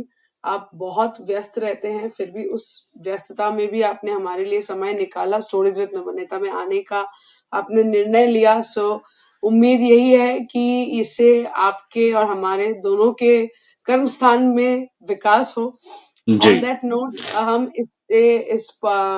जो हमारा पॉडकास्ट है इसको हम ऑन अ रैपिड फायर समाप्त करेंगे, ऑन अ वेरी जी happy note and a punchy note for this upcoming year. और यही जी उम्मीद करेंगे कि आपकी जो भी मनोकामनाएं हैं एज अ इंडिविजुअल और आपके जो भी डिजायर्स हैं एज अपने बिजनेस को लेके, फिर चाहे आपका वो डिजिटल मार्केटिंग हो या फिर आपका माई जन्म कुंडली हो, आपको हर स्तर में हर स्थिति में सफलता प्राप्त हो, जी यही हमारी आशा रहेगी। सो जी क्या आप लोगों से ये मतलब अपील करेंगे कि वो स्टोरीज विद नवनीता को सब्सक्राइब करें? जी बिल्कुल। आपने मुझे समय दिया, हालांकि देखिए मेरे पास आपने मुझे काफी टाइम से सबको जो भी जानकारी देने के लिए आपने मुझे आज बुलाया है, तो मैं यही कामना करता हूं कि जो भी उद्देश्य आपने आज पूर्ण किया है वो सबके लिए सार्थक सिद्ध हो सके। इसी मंगल कामना के साथ, जय संतोषी माँ। जय संतोषी माँ। ये ओके। सो अभी रैपिड फायर स्टार्ट करते हैं और हम हमारी इस जर्नी को यहीं पे खत्म करते हैं। ओके। एक ऐसा जोडियक साइन बताइए जिससे आप हमेशा सरप्राइज होते हैं। देखिए जोडिक साइन सबसे सरप्राइज वाला पता है कौन सा होता है? जी। कुंभ। अच्छा। क्योंकि कुंभ में क्या होता है, मोस्टली मैंने कुंडलियों में देखा है कि राहु देव जो है वो वही पाए जाते हैं, अच्छा। और वो सरप्राइज कर देते हैं ना, कि मतलब राहु का मतलब ही यही है कि सरप्राइज, हाँ मतलब अचानक से जिंदगी में कुछ ऐसा घटित हो जाएगा जो उसकी आपने कल्पना भी नहीं की होगी। हाँ। Right right. ठीक है, तो राहु देव क्या है, सरप्राइज देने वाले हैं। अच्छा। जैसे वो कहते ये हैं ना, एक वो मूवी का डायलॉग भी है कि काहे की मेहनत, मैं तो ऐसा शॉर्टकट मारूंगा कि बहुत ही कम समय में उपलब्धि हासिल कर लूंगा। अच्छा। तो शनिदेव ऐसा तो यही कुंभ कहते हैं, राशि। हाँ। मतलब शनिदेव तो ये कहते हैं कुंभ राशि होने के नाते कि अरे क्या कर रहे हो, क्यों खाली बैठे हो, मेहनत करो, मेहनत करोगे तो आगे बढ़ोगे जिंदगी में। तो राहु देव कहते हैं मैं तो ऐसा शॉर्टकट मारूंगा जिससे मेहनत करने की जरूरत ही ना पड़े। तो ऐसा हो जाता है। ओके। अच्छा, एक ऐसा मिथ जो आप चाहते हो कि हमेशा के लिए डिसअपियर हो जाए when it comes to astrology, लोग मानना छोड़ दें। देखिए एस्ट्रोलॉजी, कई लोग ये सोचते हैं ना कि एस्ट्रोलॉजी का मतलब है कि हम बस कोई उपाय कर दे, या हम कोई ऐसा हमें तर्क पता लग जाए जिससे हम इंस्टेंटली अपनी जो चीजें हैं बदलाव ला दे एकदम से, हम किसी को खुश कर दे, या हमारे जीवन में जो नहीं मिला हमें वो प्राप्त हो जाए।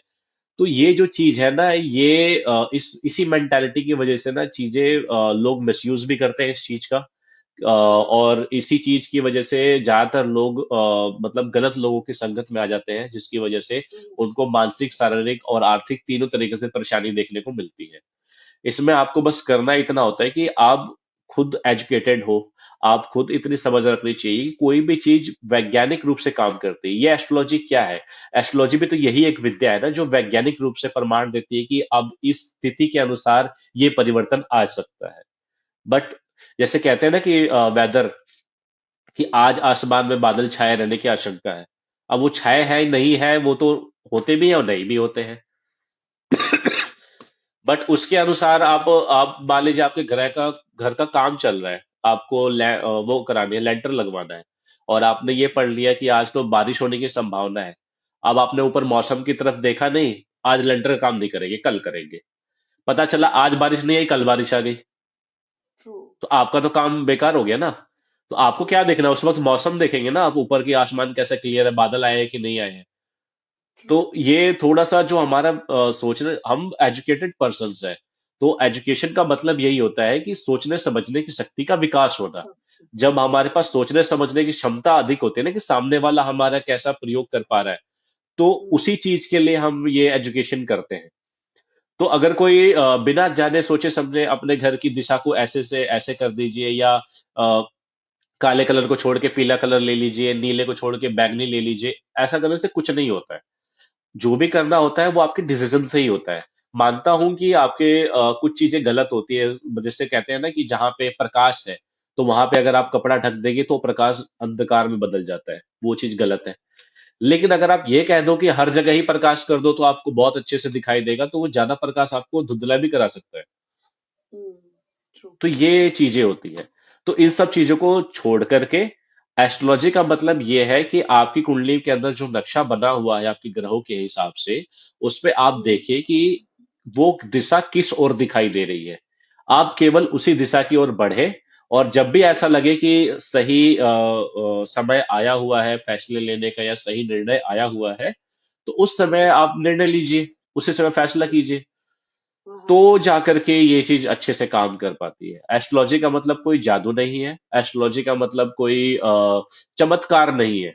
एस्ट्रोलॉजी का मतलब एक नियम है, और आप जब अपने आप को उस हिसाब से डेवलप करते हो तो आपका विकास निश्चित है। ओके। ओके। करियर और मैरिज, सबसे ज्यादा सवाल आपके पास किस स्तर पे आते हैं? मेरे पास ज्यादातर जो सवाल आते हैं वो आपके करियर्स के ज्यादा आते हैं। मैरिज के भी इक्वली ही आते हैं, बट थोड़े कम आते हैं।